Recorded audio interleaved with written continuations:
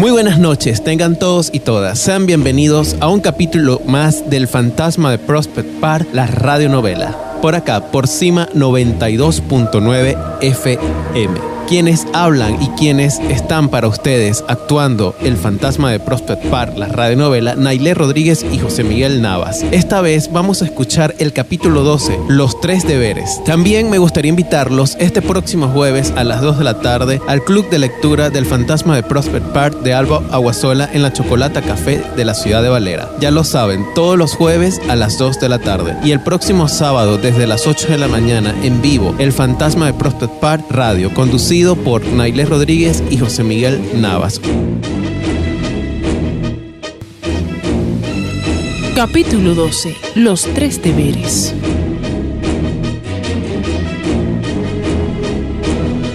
Comenzó entonces a tramar su estrategia para poder así cumplir su parte. Pero había tanta confusión en su mente que fue necesario recurrir a su diaria dosis de licor para lograr un poco de tranquilidad. Ya más apaciguado, se sentó sobre un mueble y empezó a mirar hacia el futuro. Le dio varias vueltas a su intelecto, tratando de dar con esas flores fabulosas que exigía el fantasma, entendiendo que se refería a la frescura silvestre de esos delicados órganos vegetales, que llegó a la conclusión de que lo único que perseguía el espectro era la imposibilitación de una empresa, ya que al pedirle flores divinas e inmaculadas, ajenas a los cambios climáticos y repentinos de la naturaleza, solo pretendía hacerlo esclavo de sus caprichos, manteniéndolo ocupado en ir cada mañana a renovar los ramilletes como un Sísifo moderno atado a su roca, teniendo para eso que cruzar gran parte de la ciudad en cosas simplemente vanas,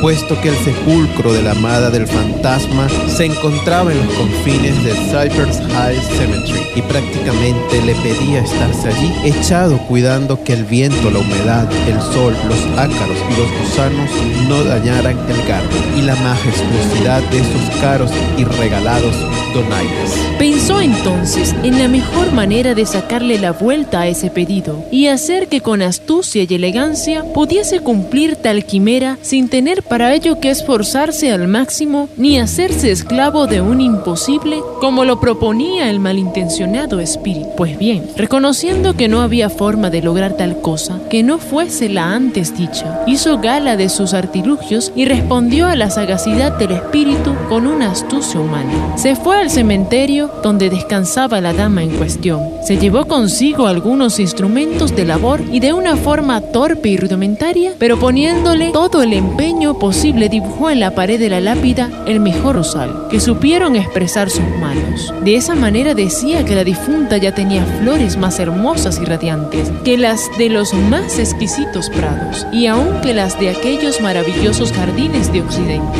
cuidados con esmero por las Hesperides, llamadas de otro modo las hijas del atardecer o las diosas del ocaso, y que por el bouquet que exigía el fantasma no se preocupaba, pues si bien era cierto que las suyas no poseían una fragancia silvestre, ese inconveniente podía muy bien ser sustituido con creces por el olor de los barnices y del aguarrás. Resuelto ese caprichoso obstáculo, se dispuso a cumplir con el segundo. Veamos qué fue lo que hizo para conseguir la odiosa calavera y colocarla junto al esqueleto degollado de lo que alguna vez fue el fantasma. Después de haber cumplido con el ramillete de flores, se fue a casa para olvidarse del asunto y concentrarse en el segundo. Se pegó una borrachera, de esas a las cuales acostumbraba en situaciones comprometedoras como en la que estaba. Luego se tomó una siesta que continuó hasta horas de la tarde y que después siguió sin interrupción alguna hasta fusionarlas con la noche, la madrugada y la mitad del próximo despertar. Al abrir los ojos todavía no había encontrado una solución que cubriera todas sus expectativas y que le permitiera llegar a puerto seguro con buenas naves. Pues ¿cómo podría arrebatarle el cráneo a las autoridades? ¿Qué argumentos utilizaría para recuperar una evidencia que estaba en manos de los peritos policiales y que, peor aún, una vez concluida la pesquisa,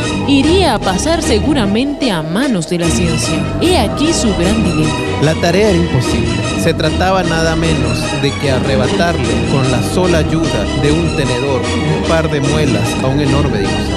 Y lo peor del caso era que debía actuar con rapidez, pues el fantasma se empeñaba en mostrarse cada vez más hostil y sanguinario. Estuvo elaborando para ello una historia conmovedora, con lo cual convencer a las autoridades de que enterraran el cráneo en el lugar exacto. Pero eso significaba penetrar por senderos complicados donde se comprometería demasiado, tan solo para descubrir después aquella negativa que un cerebro más astuto y adelantado podría adivinar sin necesidad de tanto espectáculo. Por lo tanto, descartó esa hipótesis. Lo lógico sería claudicar y pedirle al fantasma una exigencia más pausada, acorde y realista, en la cual pudiese cosechar con éxito la miel de la satisfacción. Pero eso era precisamente lo que buscaba su antagonista: imponerle tareas imposibles para asegurarse de que no las cumpliría jamás, y tomar las riendas de la situación una vez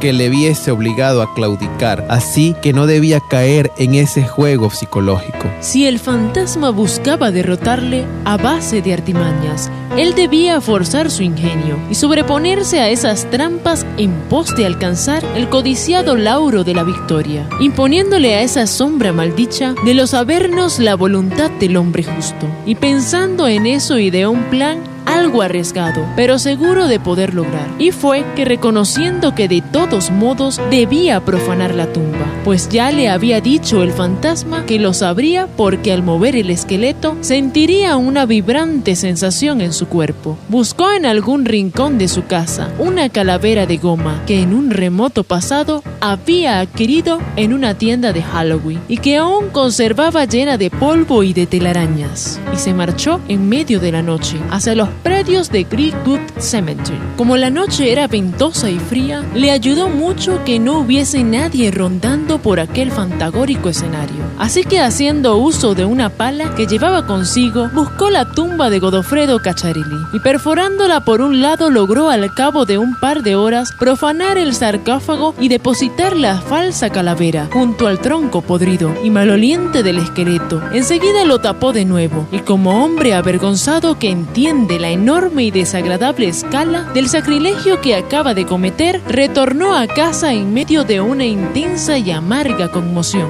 Miró al infinito y, quizás buscando a ese ser omnipotente, le pidió perdón, con la profunda convicción de que no le perdonaron. En ese largo trayecto que separaba su casa del cementerio, algo en él se rompió. Ya no volvería a ser el mismo. Ahora no le importaba por quién luchaba. Si lo que buscaba el fantasma era divertirse a costa de sus inocentes víctimas, eso a él tampoco le importaba. Había llegado muy lejos en busca de un ideal que ya no compartía. No encontró más razones para seguir adelante, pero era tarde para volverse atrás. Así que decidió jugársela y cambiarle al fantasma su idea original por el pecado. Ya no le exigiría la redención ni la seguridad del mundo, puesto que desde el momento justo en que salió de aquel lúgubre cementerio ya no era un alma noble. Le pediría un pago muy elevado a cambio del cumplimiento de sus deseos, puesto que ahora era un mercenario. Nuevamente miró al firmamento y, sintiendo la mirada recriminante del Supremo bajo la suya,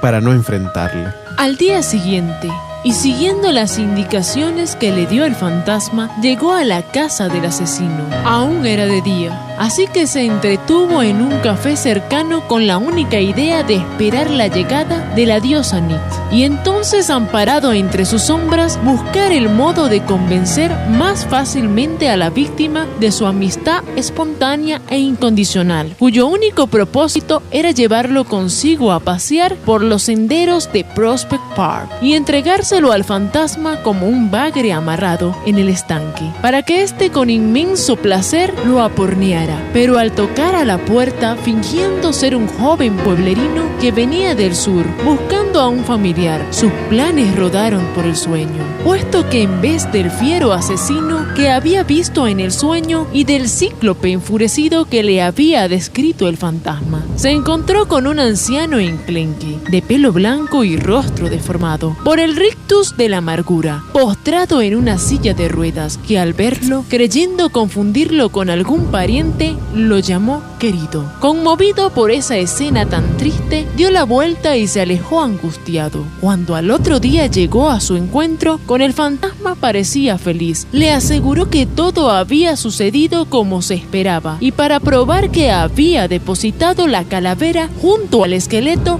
en el interior de su tumba, le mostró un trozo de hueso que había sustraído al profanarla. El fantasma lo observó con dedicación y comprobó con delirio que en verdad sobre ese pálido hueso había descansado la materia que en un pasado fue carne de su carne. Convencido y satisfecho, se quedó de todo cuanto escuchó y hasta le felicitó haciendo soplar sobre sus mejillas una exquisita brisa que hacía cantar de júbilo a su asustado corazón. Mas, cuando llegaron al tema del asesino, se enfureció y pareció caer en un complicado estado de paranoia al escuchar que éste no podría venir jamás, dada la penosa situación en que se encontraba. Entonces, abalanzándose sobre Onelio, le gritó exasperado: ¡haz que venga! Si no puede venir por sus propios medios, habrás de traerlo a la fuerza. Jamás podré cumplir tus esquizofrénicas y abusivas exigencias. Destrozaré mi juramento y ahogaré hasta los gansos en estas frías aguas si no me cumples. El mundo se teñirá de sangre. Todo el otoño será un turbio espectáculo de almas muertas. Jamás sabrán quién lo hizo. Ante los ojos del mundo, tú serás el culpable. Te perseguirán, te atraparán, te sazonarán a palos, te colgarán de un árbol, como hacían con las brujas y los ladrones de la antigüedad, y morirás de frío deseando morir ahogado para terminar más pronto con tu calvario. Algunas cosas del ayer ya no logran conmoverme. Por tu culpa me he convertido en una sombra más, en una mente perversa y desquiciada igual que tú. Me has obligado a penetrar por caminos pantanosos y distantes de la bondad suprema. Soy tu obra, ya no me importa si matas. Ya no me importa si el mundo sufre, si tiene sed o hambre. Desangrado por tus hambrientos canes. Siento que me he sacrificado mucho por ti y por el mundo sin recibir ninguna compensación. Todo ha sido en beneficio tuyo y de ellos. Yo no me he llevado nada. ¿Te has preguntado qué gano en todo esto? ¿Me lo ha agradecido el mundo? ¡No! Hasta ahora nadie me ha dado nada. Todos son unos egoístas que defienden ciegamente sus posiciones. Tú eres feliz con tu cabeza y en lugar de premiarme por mi generosidad, me has chantajeado y obligado a cometer desatinos con la excusa de que si no te cumplo, entonces matas. Ellos se creen héroes al no ver más muertos. Creen que se debe a sus valores, que con sus corajes y sus estúpidas ganas han logrado detener esta infame hemorragia. Me ven deambular y en lugar de creer en mi proeza me amenazan, me insultan y me patean la espalda. ¿Quieres matar inocentes? Pues bien, adelante. Pero ya no me pidas más favores si luego no sabrás recompensarlos con la manera justa que mi miseria exige. ¡Ah! Es ambicioso. Pues bien, le daremos vino de sus propios racimos, pensó el fantasma. Adiós, fantasma. Hasta nunca, ¿eh? Mucha suerte en tu desgracia, cara dura. Espera. Hubo un momento de silencio que pareció no terminar nunca, en el cual ambos se miraron con odio y necesidad. ¿Qué quieres a cambio de tus favores? Haz que broten sobre mis manos piedras de oro, tan grandes como mágicos y ambiciosos tubérculos. Fabrica sobre mi piel hermosas sedas, costosas cachemiras y vestimentas extraordinarias. Dame riquezas, perlas costosas, gemas, y te seré el más fiel de los lacayos. Te equivocas, rufián.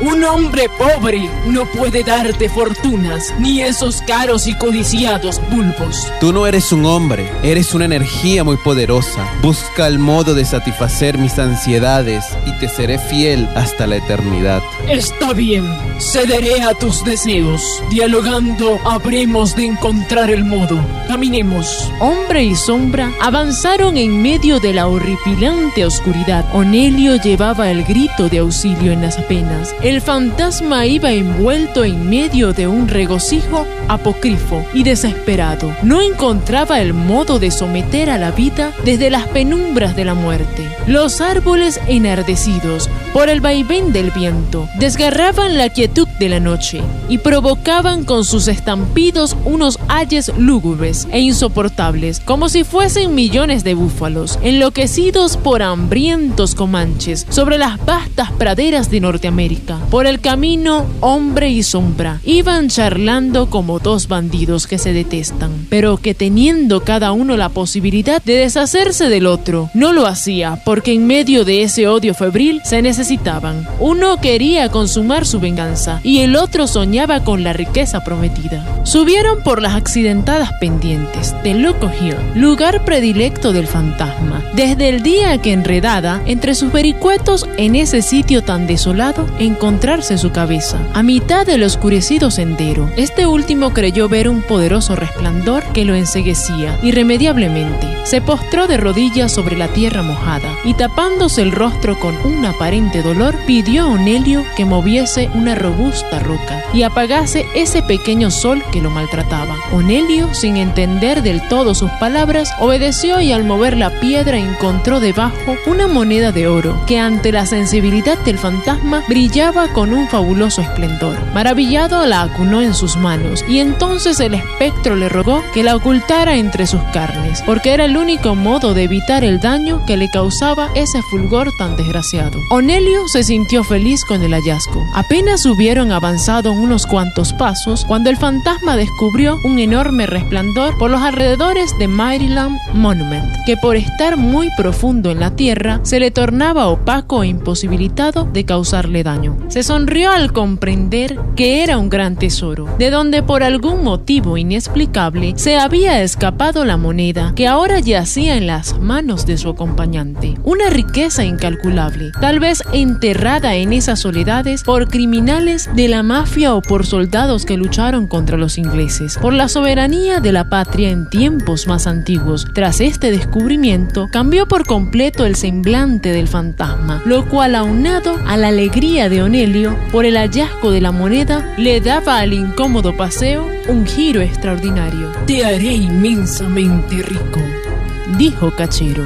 Onelio, que estaba muy feliz con esas palabras, fingió no creer en ellas, con la única finalidad de hacerle hablar y contarle sin contratiempos qué era lo que se traía en mente. Pero el fantasma, que podía adivinar sus pensamientos, se hizo el tonto e, ignorando esa desleal astucia, se limitó a tratar de sacarle el mejor de los resultados a esa ocasión inédita. Y conociendo mejor que nadie la ambición de Onelio, agregó: serás tan rico como el sol, la luna y los astros del firmamento jamás lo fueron, pues a sus capacidades de brillar esplendorosamente las superarás con fulgores de oros y vivirás en más como un gran señor, un poderoso rey, o en el peor de los casos como el amo del más fabuloso ducado, y hasta podrás darle ínsulas a Sancho Panza.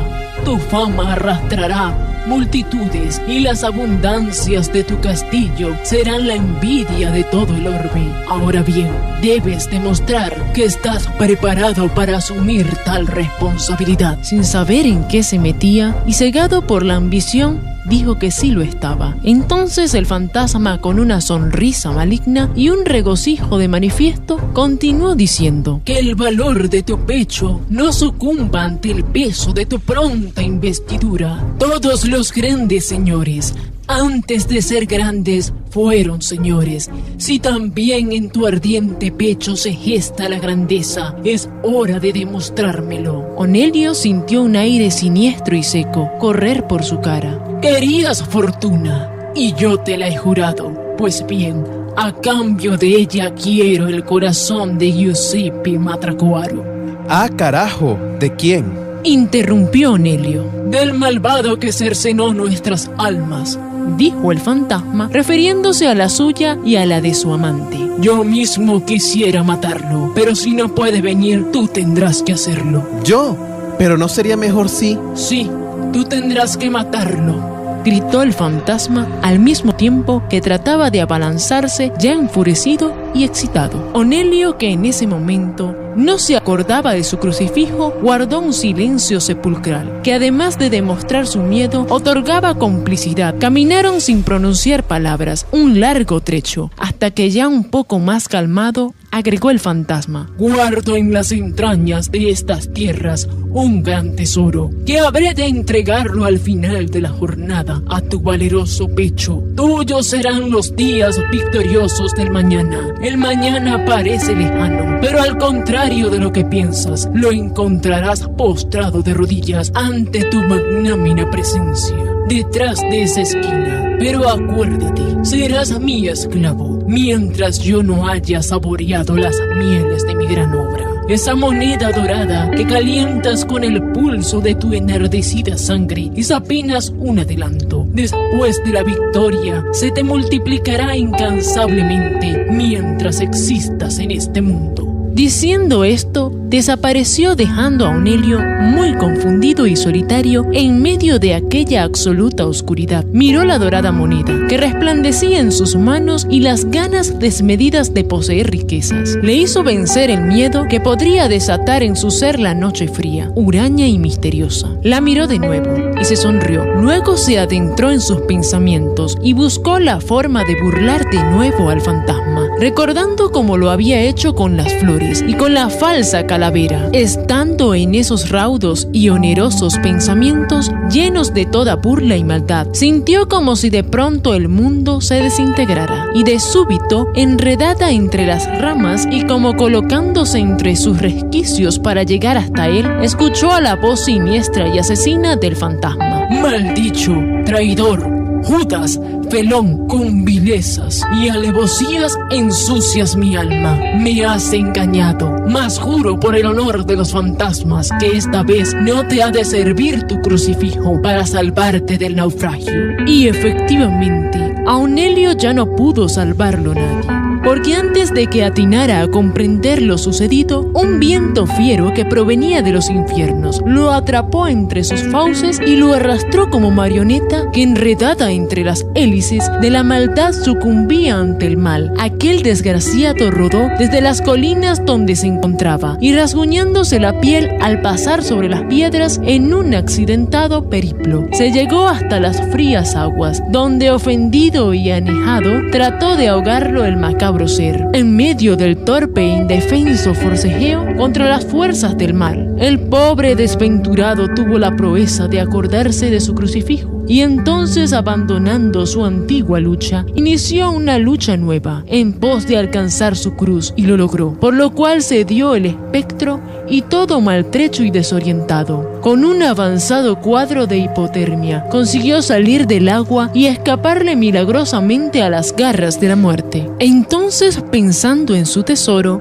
ocultó su crucifijo entre sus manos y, buscando desesperadamente al fantasma, le pidió perdón de rodillas y le prometió cumplirle con vehemencia para no perder la oportunidad de adueñarse de la fortuna prometida. El fantasma, ocultó entre los matorrales por temor al crucifijo, aceptó su disculpa, deseoso de llevar adelante su tétrico plan de asesinar al monstruo que le negó abruptamente su lugar en este mundo, que al fin y al cabo era en realidad su odio más añejado y fiero. Le prometió no hacerle daño si de allí en más actuaba con honestidad, cosa que Onelio juró en medio de su llanto. Luego provocó con sus poderes extraordinarios una ola de calor para que la castigada criatura se calentara, y una vez que le vio ya recuperado, lo echó del parque diciéndole estas frías palabras: tómatelas, disolveos como el polvo. La noche es amiga y espero fructíferos resultados.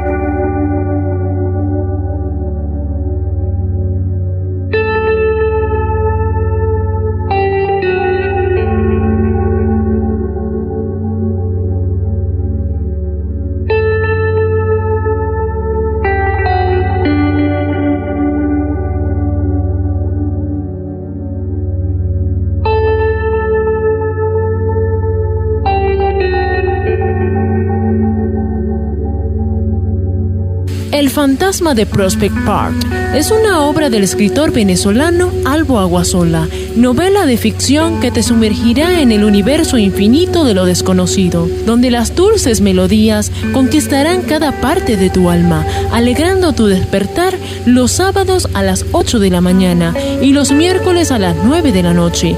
Soñarás con un viaje hacia un lugar misterioso, acompañados de los encantos majestuosos nunca antes explorados por Cima 92.9 FM y www.cima92.9fm.com.be. Los invito a seguir en Facebook y en Instagram El Fantasma de Prospect Park y las redes sociales del escritor en Facebook y Twitter como Albo Aguasola.